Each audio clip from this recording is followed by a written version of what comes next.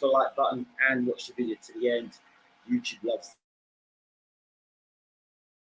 that. Okay, so we're getting straight into this one. Eubank Jr. versus Liam Williams, grudge match. Liam Williams isn't like Chris Eubank Jr. I don't think there's many boxers in the Eubank Jr. anyway, so it is what it is. It's just another one of them fights. Coming to the end of the year, Eubank Jr. Linda Singh, good evening and welcome to you, your house. Good evening. So, I want to get straight into this one. I don't want to spend too much time on this one. I will do a breakdown video later on, closer to the fight. So, I'm hearing talk early on about Liam Williams being the favourite in this fight. The bookings got him as favourite. He's a superior boxer. Yeah, he's a betting. I'm like, wait, hold on a second. Liam Williams. What has Liam Williams done exactly in his professional boxing career for him to have the edge over Chris Eubank Jr.?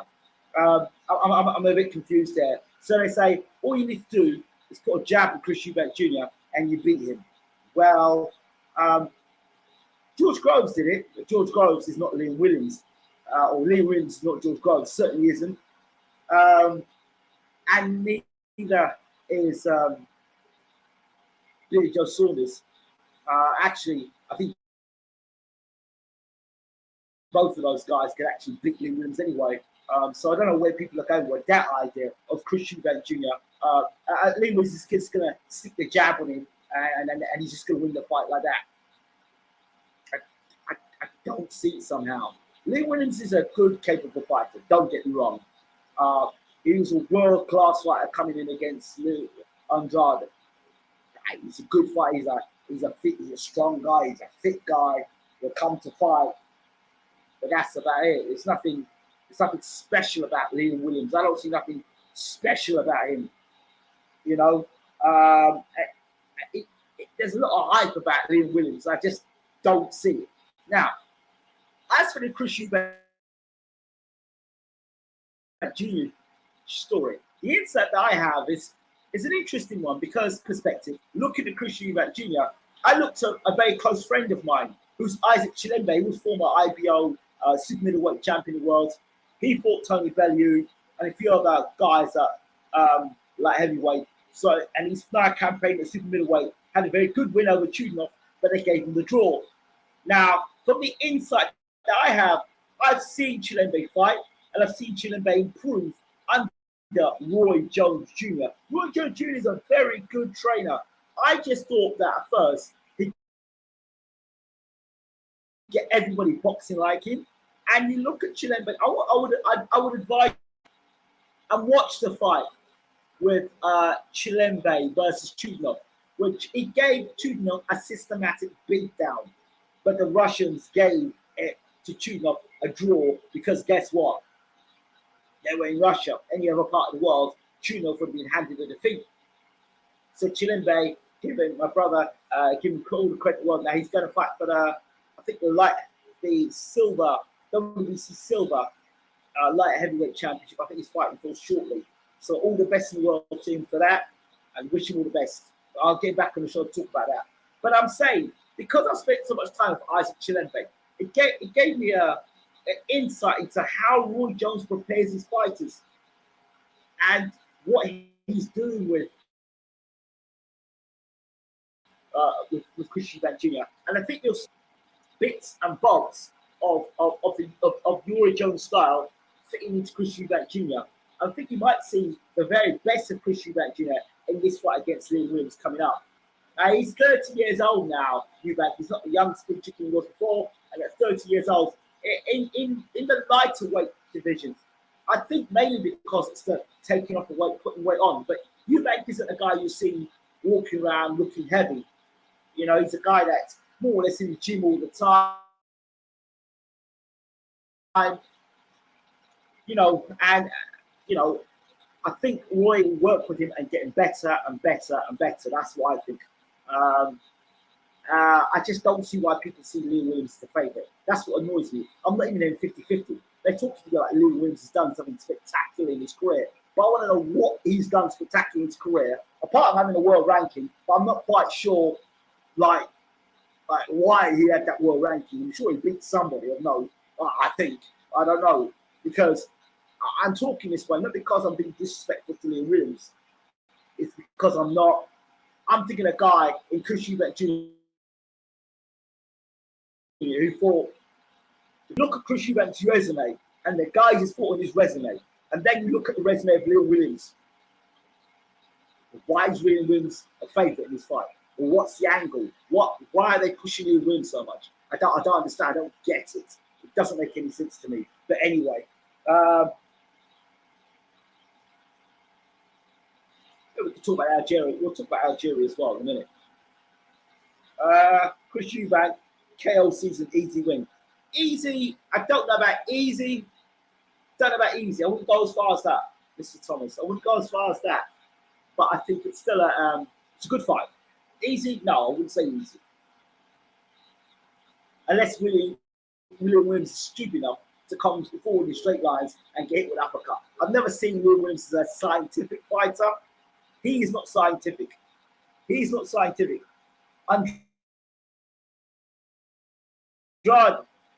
Andrade is scientific. William Williams is not scientific. He's about physical strength and coming forward like a bull. So I'm not sure all the scientific stuff has suddenly happened with William Williams. William Williams ends the longest running hype train in history. Is he a hype train? I wouldn't say he's a hype train. I think he was. I personally think Chris Eubank Jr. was badly managed. I mean, I've always said it, and I always will say it. I think his father badly managed him because Eubank Jr. had no business being in the ring with Saunders that night. And even when he was in the ring with Saunders that night, right? And they knew they wanted Billy Joe Saunders, they should have at least taken a 10-round, 12-round fight to prepare themselves to go 12 rounds. So they wouldn't have to do something silly, like for the first round, 6 rounds, do absolutely nothing. And in the second half round of the fight, then try and take the fight to Billy Joe Saunders. Because if they had done their preparation and done things instead of chasing the money at the time, they probably would have beaten Billy Joe Saunders. Because if you think about it, the only thing Eubank didn't have that time was experience. And that's why you Saunders was able to nick that fight. Saunders didn't beat Eubank out of sight. Eubank started slow because he didn't know if he could do 12 rounds, didn't want to gas. That's all it is. But if you look at that fight again, and you look at the way, there was, I think, round 5 or round 6, Eubank had Saunders out on his feet, and Saunders went back to the corner. Had him out on his feet, it was a 1-2, boom, bam, 1-2, straight down the pipe, and Saunders held on and went back to the corner. You look at his legs, he went back to the corner. He was absolutely out of it.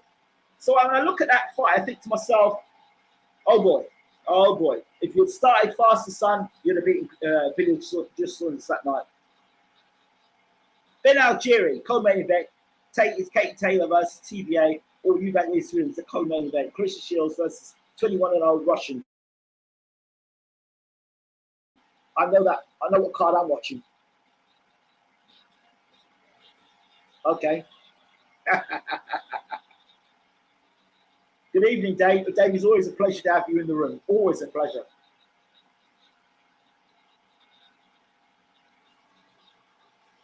Ben first in Algeria. Algeria is like an 8. They should call him ancient Algeria. Algeria's finished, man. Algeria's a flipping full-time fitness instructor or advising flipping Danny Jacobson what shake to drink, flipping to fight Gennady Golovkin. You remember them days? Yeah. Forget Algeria. He's a step up. I don't call it a step up. I'm watching Ben versus Algeria. Big step up for Ben. World class operator in Algeria. I say he's feather fisted. No, I wouldn't call it a big step up. I wouldn't call it a big step up.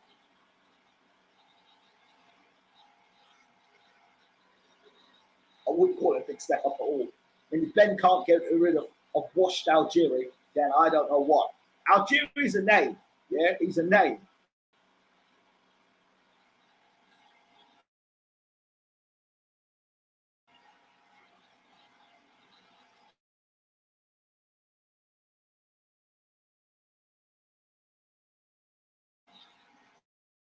Why a Sky stealing Hearns fighters like Al did Golden Boy? Good luck to Sky. if there's money, that's where the fight, and the fighters are going to get paid well. I don't care. Eubank's going to shake Williams up. Probably will do.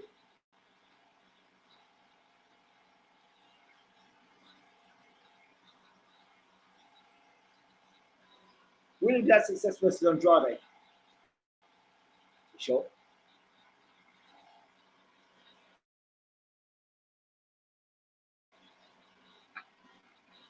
Let me ask you a question, Volts UK. There's some success. Is some success in the boxrec? Can I look at boxrec and say, Liam Williams, some success, Andrade, or do I see Andrade beat Liam Williams? That's what matters. Some success. Frank Bruno had some success against Mike Tyson. And then Mike Tyson almost took his head off his shoulders in that 5th round. So, you know, Bruno had some success against Lennox Lewis until Lennox Lewis threw an uppercut and almost took Frank's head off and put it in row F at Cardiff Arms Park. So, yeah, some success. What does that mean in the cold light of day? Not a lot.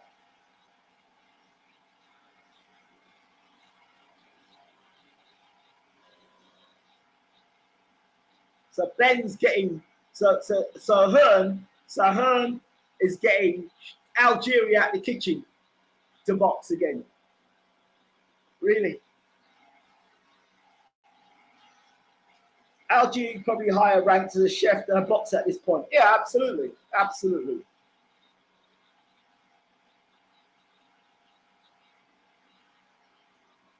Is Algeria going to be let out the kitchen by his trainer again? You wonder if he's what? He's not going to get let out of the cage. He's going to get let out of the kitchen. Not the cage. It's the kitchen. Now, see, it's Algeria 2.0. He's been upgraded now. So Algeria's going to be allowed out the kitchen for one night only. So get ready, Liverpool.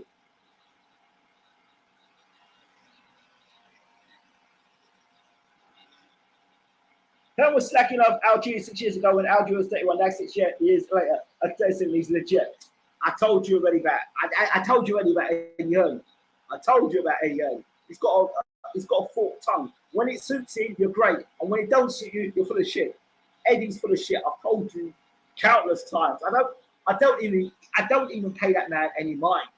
He's full of shit. His tongue. If you ever open Hearn's mouth,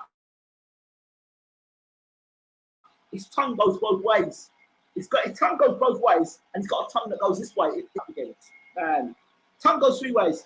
It's got one to go one way left, one to go right, so one to contradict one of the other, and then one to lick afterwards, right? When he wants you to come and sign with him. That's Hearn. Tongue goes one way, tongue goes the other, and tongue goes through the middle. Remember we said all that crap about Amir Khan, and the next minute he's sitting next to Amir Khan. We're very pleased to have a promotional agreement with Amir Khan. You know, if you've got videos, if you lined up a bunch of videos of Hearn and the amount of contradictions that man has made throughout his career, he could start a one-man comedy show, stand-up. So I don't listen to him, he's a joke. I don't listen to him when I pay no mind. So I don't know why people pay the attention to Hearn that they do. I mean, I can tell you for years he's a walking contradiction. But, yeah. I wonder why it got moved from Birmingham. What, the fight? What fight?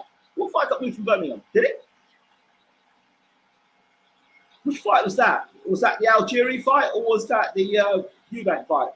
I'm surprised they put the fight on in Liverpool. I can't see many people going like, well, no, it's in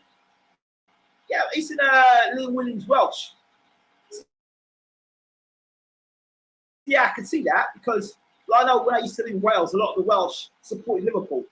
I think maybe north of Wales, it's Liverpool, isn't it, around that way. So, yeah, I think so. I don't know. Not great geographically, but something like that. So, Ben versus Algeria. Sorry, there's nothing about that excites me.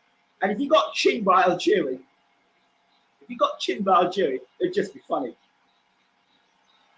Oh, the Eubank fight got pulled to Birmingham, okay.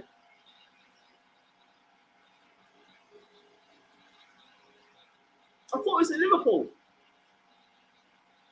Oh no, Ben versus Algeria is in Liverpool. My mistake. It's in Cardiff. Okay, yeah, well, that's good. That's in Lee Williams' hometown. So yeah, that's right. It's okay. If that's the case, I didn't know where the fight was being held. If that's the case, then you know Lee Williams has got the home advantage. So then Eubank has to knock Lee Williams out. And I just think it's going to be, it'll just be a war. I can't see that fight. I can't see that fight being Lee Williams trying to box Chris Eubank Jr. Not going to happen, because if you hate Eubank that much, like you say you do, it's just going to be all out war. Will be a war, and that will suit him. Frank's who say if Ben beats Algeria, they're going to bypass Amistad and go for the WBA regular. He's another one. He's another one I don't care for. I don't care for him either. Eubank technically travelling to Williams' backyard. There you go. There you go. So of course he's going to Williams' backyard. So we know if he doesn't beat the crap out of Lee Williams, then Eubank can kiss goodbye to the big paydays. They try and lock him out of boxing once and for all. As you know, Eubank is taking control of his career, and by him taking control of his career, a lot of the promoters don't like that. Of course, they want to do that outwardly, but he's looking for the best deal possible, and he's not going to get royally screwed like his father did. So while some people might think Eubank's career is being run oddly, I think that he's just looking for the best option available for him to fight, rather than get screwed by some of these promoters and these dodgy contracts that are floating around, and certainly doesn't want to get caught into a lifetime contract, as we spoke about before. Surprised Willem hasn't fought more in Wales. Patriotic fans in Wales to build support base. Yeah, I think you have to ask Frank about that one.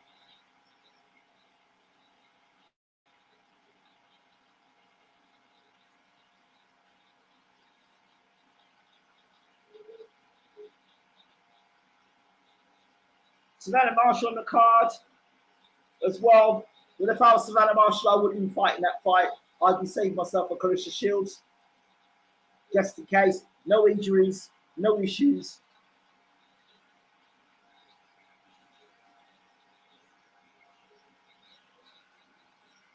Marshall has an injury. How convenient. Yep, that would be smart. I hope Clarissa Shields doesn't now go and fight now and get herself in a war against that 21 and 0 Russian, and then have to fight Savannah Marshall afterwards. I hope she sees that and swerves that. I don't care if the good girl is good or not. I think she needs to be in top shape, ready for Savannah Marshall. I haven't seen her face Marshall on the promo. Okay. That would be a smart thing to do.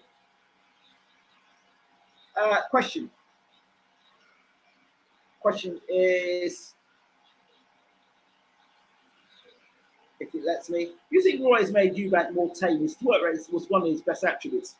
I think what Roy will try and do with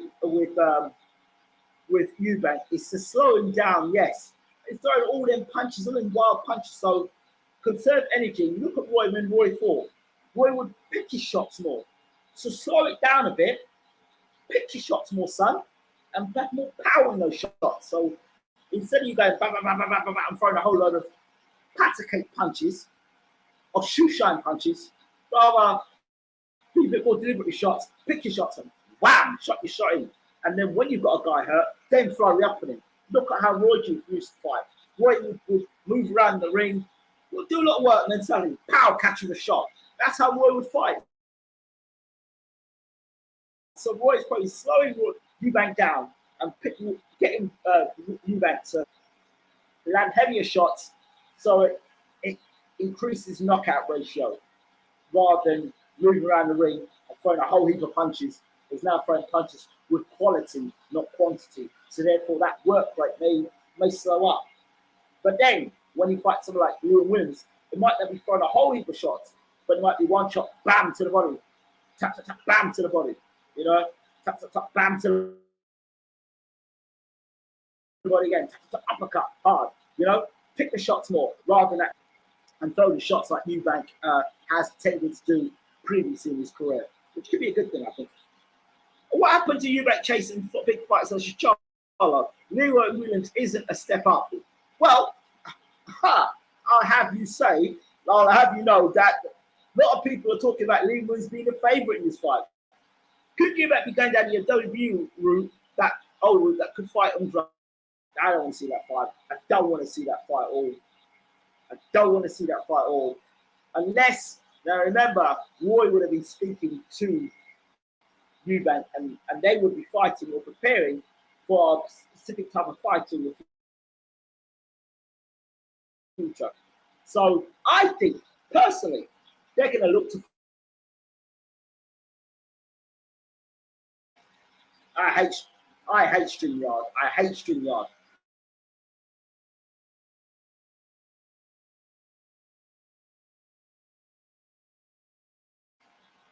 They're going to try and fight Gennady Golovkin. Look at the way Liam Williams fights. Look at the build and the stature of Liam Williams. Can you see?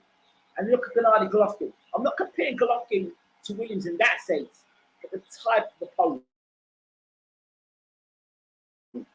Style of opponent. Come forward, throws punches, puncher.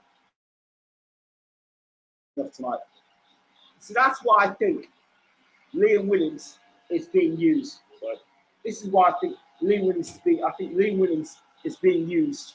I think he's being used as, I hate to use the word cannon fodder for Roy Jones and Eubank Jr. They're going to take the fight with Liam Williams in Liam Williams' backyard in a fight they believe they can win. So they're going to go and fight Golovkin and hope that Golovkin beats Murat, becomes unified, and then Eubank fight Golovkin next year. In a fight they would think would be easier for Eubank because Golovkin would be that much older. And Eubank was still be relatively fresh. You see that? That's how I can see a fight being set up for Eubank.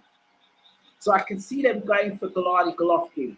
Fight Liam Williams first, and then go for Golovkin. You know what I mean? Williams will be a little bit more active than Golovkin. Golovkin's a heavier puncher. But Liam Williams will be more active, and it's away from home. And Eubank will have to go, I believe, away from home to fight Golovkin. I believe. I'm not sure if Golovkin will come to UK and defend. I think Eubank will have to go abroad to get that fight. But that's how I see it. I could be wrong, but I don't see Andrade as that fight. Because Eubank got a lot of stick years ago for not fighting GGG and being thrown under the bus by Hearn and Cole. So didn't do what Hearn and Cole wanted to do, and good for you, Eubank. You didn't do what Hearn and Cole did. You stood up for yourselves. You didn't sign the contract, and you made moves in your career. And now you can go and fight Golovkin. When people said you were scared to fight Golovkin, you can now fight Golovkin and win 2 belts in the process. Should Golovkin beat Murat? That would make good boxing sense for me.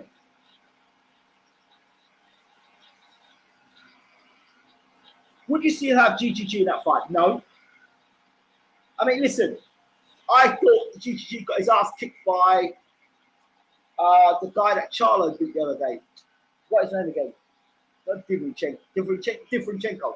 I thought Differenchenko kicked GGG's ass.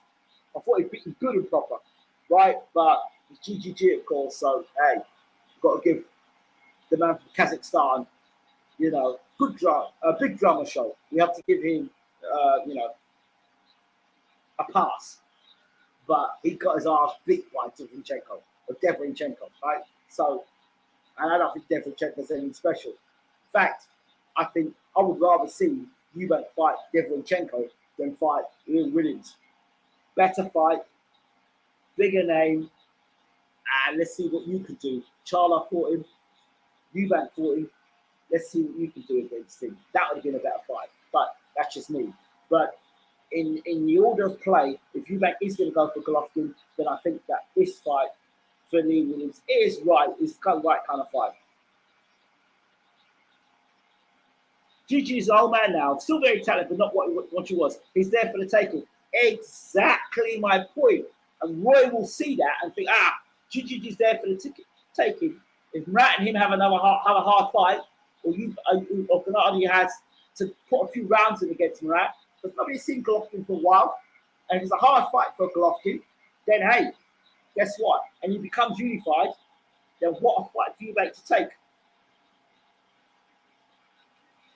He's starting to look old. Yeah, well, is Golovkin starting to look old, or is the level of opposition getting better? That's the question I asked. So I never thought Golovkin was that great, or just Abel Sanchez that made him sound all these myths about Golovkin. Remember, as soon as I said Abel Sanchez left Golovkin, you heard nobody really had the same care for Golovkin.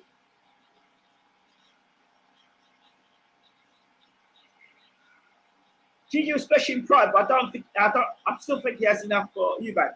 Was he special in his prime? Well, I don't know what made him special. Up to this day, I don't know what makes Golovkin special. He had excellent title defense, yes, but who did he knock out that was world class? Name one fighter that Gennady Golovkin knocked out that was legitimately world class, pound for pound, or Hall of Famer. Now, Julian Jackson was special because of his knockout power.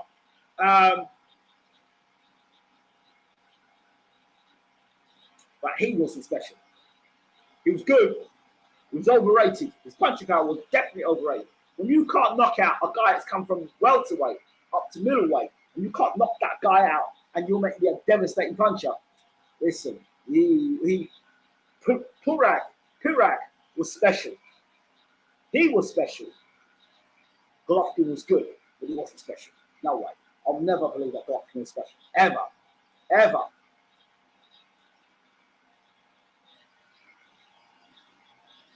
Who's fought Canelo to the level that Gigi has though in England? Compare Gigi's performance against Canelo versus Canelo's last 10 opponents. Canelo's last 10 opponents. Let's look closely at those 10 opponents. Let's look closely at them. I mean, would you call those guys Hall of Famers? Those guys he fought. I mean, those guys are decent fighters, good fighters. I wouldn't call them great fighters. I wouldn't call Callum Smith a great fighter. I wouldn't call Billy Joe Saunders a great fighter. I wouldn't call Plant a great fighter. I'd call them good fighters. I'd call them great fighters. Right? Vildrin wasn't a great fighter. Rocky Fielding's a great fighter. And Kovalev was a sparring session, let's be honest. Guy never threw even one right hand in that fight. So, come on. Special. Canelo's a very good fighter. I'll give him that. But is he fighting very good opposition? That I don't know. Say what you want about Floyd, but he was fighting elite fighters. Say what you want about Floyd, he was fighting elite fighters. He was fighting guys who ended up being Hall of Famers. He will. He fought guys that are all Hall of Famers. Right? A lot of those guys are Hall of Famers. It is what it is. I can't say the same for Golovkin.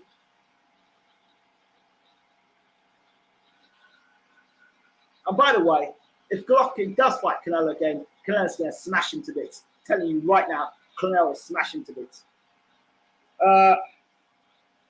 Gigi arguably beat a pound-for-pound great 1 out of 2 fights. Arguably.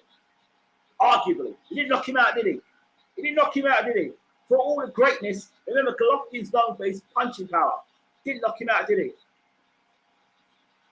So, the best thing about Golovkin is punching power. Is his punching power. And he didn't knock him out. Who has Gennady Golovkin knocked out at world level, elite level? That's the question. I'll always ask the question, and nobody comes and gives me an answer to that. But GGG's legendary for his punching power. And can't even knock out a guy that moved up from welterweight to middleweight. So I don't really get into the Golovkin conversation because you know how I feel about it. But everyone's entitled to their opinion. Yeah, he pushed Canelo close, but let's be honest. Was that a Canelo that was a light middleweight moving up to middleweight? Wasn't that it? Wasn't that Canelo meant to be the smaller guy in the fight? Remember, wasn't Canelo meant to be the guy that Golovkin was going to run over and bully and knock out? Remember all them things? What happened? And it wasn't in the second fight that was Canelo that made Golovkin back up. Come on. And you talk about Golovkin would beat Marvin Hagler. Can you imagine what Sugar Ray Leonard would have done to Golovkin? Oh my God. My good Lord. My good Lord. My good Lord. I don't know. Anyway, back to Eubank Jr. and Williams. Good fight. expecting a good fight. And it's another thing. Crawford versus Porter. Just for a second. When was the last time Sean Porter fought again? I really do think that when these fights come around, these super fights come around, I think what determines these fights to be really great fights is when both guys have been fighting regularly. And one guy is spending more time commentating fights and being a pundit and spending less time, fighting. I think there's a problem there. I heard call out Keith Thurman's name. Why would you call out Keith Thurman's name? He's not been active. What's he been doing? Spence ain't been fighting recently. I think it's because of injury or whatever. But Thurman hasn't fought. Why would you call Thurman's name out? Why would you call Thurman's name out? I wouldn't even call out Thurman's name. Thurman, I don't understand about this thing about call out Thurman. He should be ashamed of himself. Okay, so that's my thoughts there. I'll go on to another fighter, Virgil Ortiz. Not Virgil Ortiz, Boots Ennis. Listen, I've got nothing to hate about Boots Ennis. It was a show, it was regular on the show, right? I've got nothing bad to say about Boots Ennis. But please, get out of here. He's ready for Spence. Listen to me.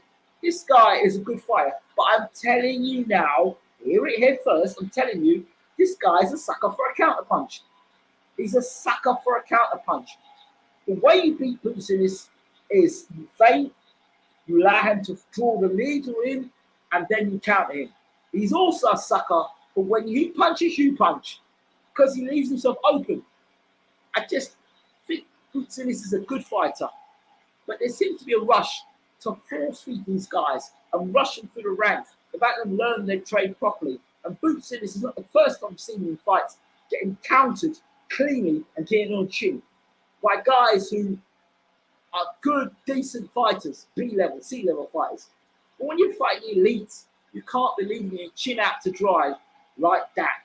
So if I'm training anyone to fight Boots Ennis, I say he gives you lots of opportunities. When he opens up, he's there to get hit. He's there to get countered. You can catch him on the count. You can catch him when he opens up and throws combination. His chin is in the air like a giraffe, and he leaves himself open for counters. If he can tighten that side up about his game, Boots Ennis is going to be a very, very difficult guy to beat. But the fact that he leaves his chin up in the air and leaves it out to dry for a big puncher, that's an opening that could close the fight out. So I'm just saying that. I'm putting that out there as well now. Let me hear what people say about Floyd now. Floyd is lucky to have other elites in his area. Canelo just cleaned that division. Not his fault. It was not as deep. Really cleaned out division. Well, I would disagree with you there. He's got Andrade. He's got Charlo. Those are two fighters that he could have. Although I would like him to fight Charlo, but I would like Charlo to get a bit more experience and stop the talk about Benavidez. This crap about Benavidez. I don't know who pushes the agenda for these fights yet. Benavidez is not ready for Canelo. What does Benavidez do that Canelo's not seen before? He's got fast hands. Okay, fine. What else? He's got damn slow feet. He's vulnerable to the body. He's been dropped by an unknown guy. Benavidez is more talk than he is fight. Yes, he may have fight with some heart and a bit of courage, and he may have a bit of fast hands, and he may have a bit of dick. Right, fine. But is that enough to beat Canelo? No, I don't think so. No, I don't think so. Right? I don't think so. I want to see Benavidez fight some of the top guys. Right? I understand that Danny Jacobs is moving to like heavyweight. I don't care. Right? I want to see him fight somebody legit. I want to see Benavidez fight somebody who's like, yes, this guy is the business. Before he goes anywhere near Canelo, I don't want to hear anything about being Benavidez. Benavidez is a good fighter. He's not ready for Canelo. Sorry. Because look at his resume, the guy he's fought, and the way he fights, he's going to get torn. He's going to get torn to shreds by Canelo. He's not experienced enough. He's not fought enough quality fighters, and his style is tailor-made for Canelo. And I don't understand how people don't see that. I just don't understand why people talk about Benavidez. What has Benavidez done that is so great? Yeah, he's got potential. A lot of the guys that fight Canelo are based on the potential, what they possibly could do. He fought Callum on potential.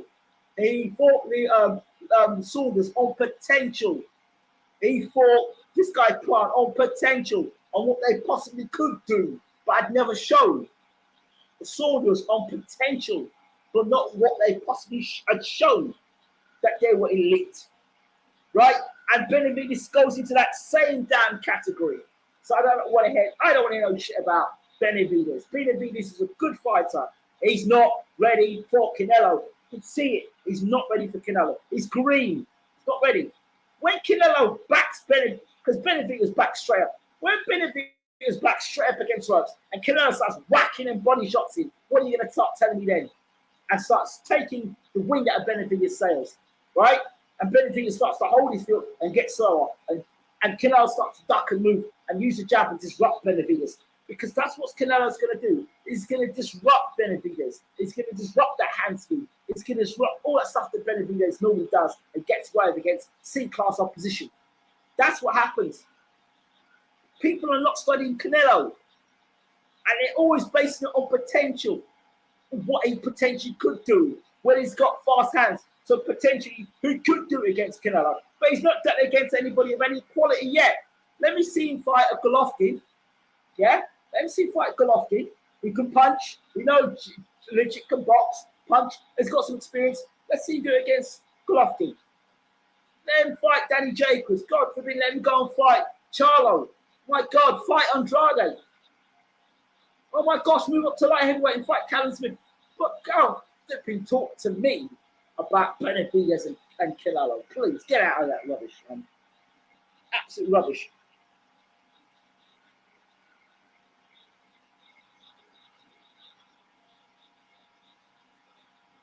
Right, only guy that trumps Canelo is Beterbiev. Why? Now, Beterbiev, he's another man.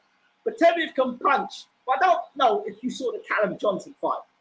I don't know if you watch Callum Johnson fight carefully. But did you see that Beterbiev, once you push him onto the back foot, can't fight? Beterbiev has got no defense when you back him to the ropes. Beterbiev is great coming forward. But going back, he cannot fight backing up. That's Callum Johnson that dropped Beterbiev and hurt him. Callum Johnson. A guy himself that was not fit and had just come off knocking out, what's that boy's name again? Frank Buglioni in a round. Callum Johnson's a world-class puncher, but wasn't fit. One round in the back, a year. And he dropped Beterbiev. So let me tell you something. Let me talk about the Beterbiev fight. Canelo will back Beterbiev and push him to the ropes, and then there's trouble. Beterbiev is glaring defensive issues. Andrade, maybe talk about Andrade here. Andrade, he's got the technical proficiency to give Canelo problems. Canelo's improved. Again, I asked the question, when Canelo starts whacking body shots in and putting pressure on Andrade, who is Andrade for? I've seen the class and their class of experience for Canelo. Keep mentioning these guys. Again, another guy with potential. Potential. Who is Andrade for today? Liam Williams. Is Liam Williams the let's see what he does against Jason Quigley, yeah? Let's see how Andrade does against Jason Quigley. And we'll come back and have this conversation again, yeah? Let's see what he does against Quigley. It's potential. Callum Johnson is bigger than Canelo. Don't think Canelo will be able to back up Beterbiev. Yeah, of course, sure. All right. So, and Callum Smith is bigger than Canelo. Your point is, have we not learnt the lesson of that size? It's not about size that backs a man up. It's footwork and foot pressure that backs a man up. A jab backs a man up. And listen, a guy can be like 5 stone heavier than me. You double a jab to his chest. You push a jab in his chest. Bam to his chest. You push a jab in his chest, yeah? You force that jab. Has to force him to go back. You can see space.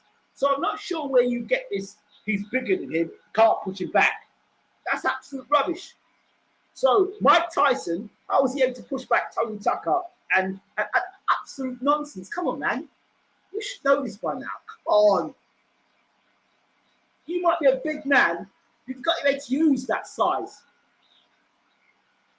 Beterbiev vs Canelo 6-round match. Somebody's getting iced. Nah, I don't know about that. Don't know about that. Because you look at that guy, you look at that foot, hand speed, you're looking at. Remember, Canelo's fought a lighter weight division. When you fight a lighter weight division, you move up. Everyone's punches are slower. So he's fought down at welterweight, remember, or light middleweight. He used to fight a light middleweight. That's why when James Toney and Roy Jones move up to heavyweight, and guys like David Hay move up to heavyweight, they can see the punches coming because they've moved and fought with guys who've got faster hand speed. Potapiev will never have faster hand speed than a super middleweight or welterweight. Never. So he'll see those punches coming. Canelo just go behind the tight guard, slip inside. Come on, guys. Anthony Owl beat Canelo, Willams and Eubank. I hope they both knock each other out. They're all English level. The fight we want to see is Joe Smith versus Canelo. I think that's a great fight. Joe Smith Canelo, that's a great fight. That's a fight. If I was a matchmaker, I'd make that fight faster than the Potapiev fight. That's a real war.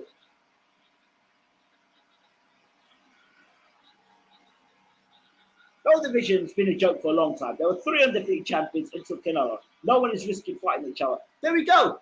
That's it.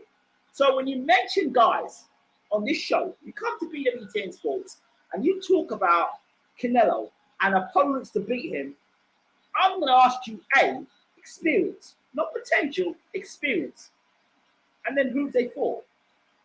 Charlo, one of my favorite fighters, right? Jamal Charlo. I love Jamal Charlo. But even he needs to get more experience before he fights Canelo. He needs more experience.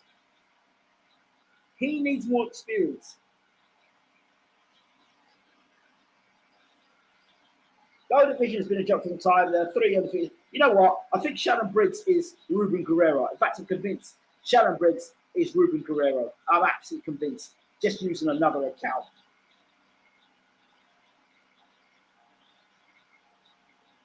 Okay, let's go. That's the area of Shannon Briggs. Because that's what Ruben Guerrero does. He uses his fake account, uses his boxers' names, and then sets up a new account. And then starts talking absolute horseradish. So yeah, yeah, that's it. So I think when you talk about Canelo as a special case here, you've got to think about, break this guy down and think, right, you need experience. This guy's fought. You've got to give this guy his dues. He's fought a lot of world champions and he's fought a lot of experienced fighters. And I think that whoever beats Canelo, it's going to have to be a guy that's got experience of boxing on the back foot and can fight on the back foot. And when I say fight on the back foot, that doesn't mean fight on the back foot and sit there and get hit with loads of body shots so then you slow up Canelo to land his big punches. No. That's being defensively responsible, right? Knowing when to go on the inside, when to go on the outside, right? When to box and when to fight. The man that beats Canelo is going to have to know how to fight and know how to box. He's going to have to have slip punches. He's going to have to know how to counter. He's going to have to learn how to catch and counter. He's going to have to, when Canelo wants to box, he'll have to fight. And when Canelo wants to fight, he'll have to box. That's the guy that beats Canelo. I gave you the blueprint on how to beat Gennady Golovkin, right? And now I'm giving you the blueprint on how to beat Canelo. When Canelo wants to box, you have to fight. When Canelo wants to fight, you have to box. You either have to be all the way in with Canelo, which means elbows onto ropes and keep him against ropes and actually have a phone booth fight with Canelo. And I don't think Canelo's that effective when his back is towards the ropes and stuck there. Don't think he's that good a fighter. But when he's at the center of the ring and he's doing this stuff, another thing, Canelo cannot fight for 3 minutes a round.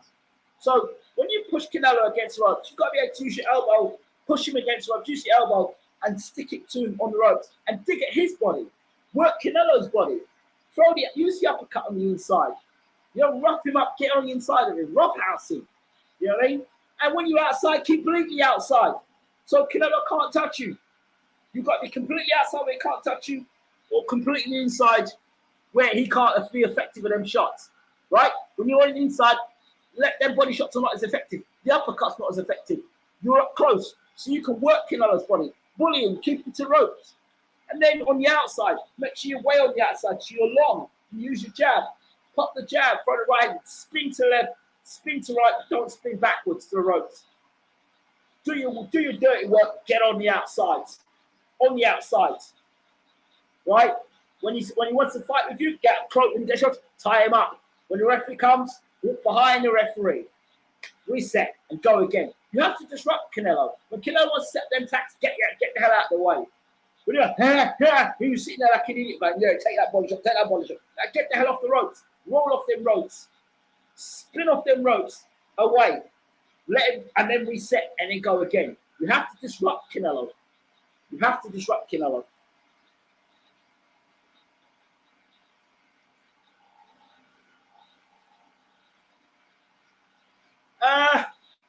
You don't talk off some nonsense, pal. No disrespect. Mate, you come on my show and you say I did talk some half nonsense. I'll tell you something, mate. That's your day done. See you later. Bye-bye. That's how it is. Don't come on my show half talk half nonsense. Did I ask you to tune in? See you later. Let's go on. That was the end of him. And he's 2 seconds of fame. Listen, don't come on. You don't come on my show. You don't come on my show. Don't know you from Adam. You come on my show and you want to start opening up at me and telling me I'm talking nonsense. Don't know who you are from Adam. You come on my show and try and tell me that. And you think we're going to get away with it? Nah, bro. Not on this channel. Take yourself and off the channel. Oh, by the way, just another thing. A bit of news here. The dislike button is now being become private. So the people who like to push the dislike button on YouTube, the trolls across the YouTube galaxy, it's funny because, you know, they get rid of the YouTube button, the dislike button. So when they get rid of the dislike button, a lot of people are going to end up having miserable lives. So you down the camera I'm looking at, they like to push the dislike button. How are you going to live your life being unable to push the dislike button? Huh? Coming on the channel and pushing the dislike button. It's just lovely news. So for those people who have struggled on YouTube and have had the challenge in YouTube with people coming on and pushing the dislike button, even though the dislike button actually counts as a view, it's lovely. It's beautiful. It's fantastic. It's one of the best things that YouTube's doing, getting the dislike button private. So you'll still see the dislike button, but it will be private to those. I don't care one way or the other. But yeah, don't come on my channel. Don't ever come on my channel and try and be disrespectful like that. No good evening, how you doing? He says not trying to be disrespectful, but he says I'm talking nonsense. I broke down to you why I thought. I never said that it was an easy fight for Canelo. I never said that Canelo's going to walk through Beterbiev. Never said that. But I did say that Beterbiev cannot fight off the back foot. He cannot. He's an excellent fighter forward and is a big puncher. That's where he's got punch power going forward. But go and watch Beterbiev when he fought Callum Johnson. And if he can get Beterbiev backing up by foot pressure, and Canelo's not going to get hit with crazy shots like average fighters get hit with crazy shots because he's an experienced fighter. An experienced fighter like Canelo don't get hit with them sort of crazy shots because I see it coming. They roll the shots, they move the shots, they move out the way shots. You saw him do it against Danny Jacobs. You saw him do it against other guys who've got faster hands than Beterbiev. You see Canelo move his head. So now he's going to move to light heavyweight and fight Beterbiev, and he's going to get hit with them same silly shots that those other guys get hit with. I don't see it happening. Don't see it happening at all. Can't see it happening. You know, I'm not saying you can't hurt Beterbiev, can't hurt Canelo. Better be a damn good shot to hurt Canelo because the guy can see the shots coming. Like I told you, we sit behind that guard, we just watch everything coming, catch and block, slip, catch and block, slip. You know, and you have to have a plan B against Canelo. Have a plan B. You can't stick with plan A against Canelo. You cannot have a plan A again. You've got to have a plan B. So if one plan isn't working, like if you box all your career, like off the back foot, counter punching, yeah? Well, if that doesn't work and Canelo starts to work you out, what are you going to do? So you have to have another game plan. And don't tell me in an interview, don't tell me in a press conference, You've got a plan B, C, D, and E, but yet when you get in the ring, you're one-dimensional and can only fight one way. It's like when Sean Porter tells me, yeah, you know, we're going to fight Crawford many ways. We're going to fight in plan A, plan B, plan C, plan D. Well, I've never seen you fight any other way than go forward, plow forward, head down, and throwing punches. I've never seen a plan B or C or D, of course. Never seen it. I'm not being critical. I've just never seen it. I mean, go and look at the Kell Brook fight. 12 rounds, and Porter just did the same thing for 12 rounds, trying to walk Brook down and trying to bully him and overpower him. He did the same thing with Spence, trying to walk into Spence and bully him. Same thing with Thurman, trying to walk Thurman down and bully him. Same thing with that Garcia, trying to walk him down and bully him.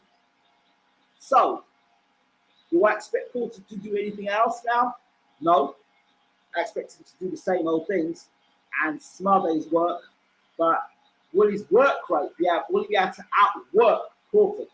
I've always thought he could outwork Crawford, but you know, him falling asleep at PBC in commentary is just not a good look. Not a good look. Right. Liam Smith, Chris Eubank Jr. coming soon, December the 11th. I think it's going to be a great fight. I don't think I'm going to see anything scientific from Lee Williams. I think we might see a bit more of Roy Jones adding a little bit more to Eubank's style. Let's see. Thank you all for watching. As always, this has been BWTM Sports Gaming. And I think that's a wrap for me because nobody else has got anything else to say. It's a wrap. Thank you for watching. As always, I really appreciate your time and appreciate you know, your comments and turning up and watching and turning out. Really appreciate you all. Appreciate the love. And thank you so much. And keep watching boxing. I'm out. Take care.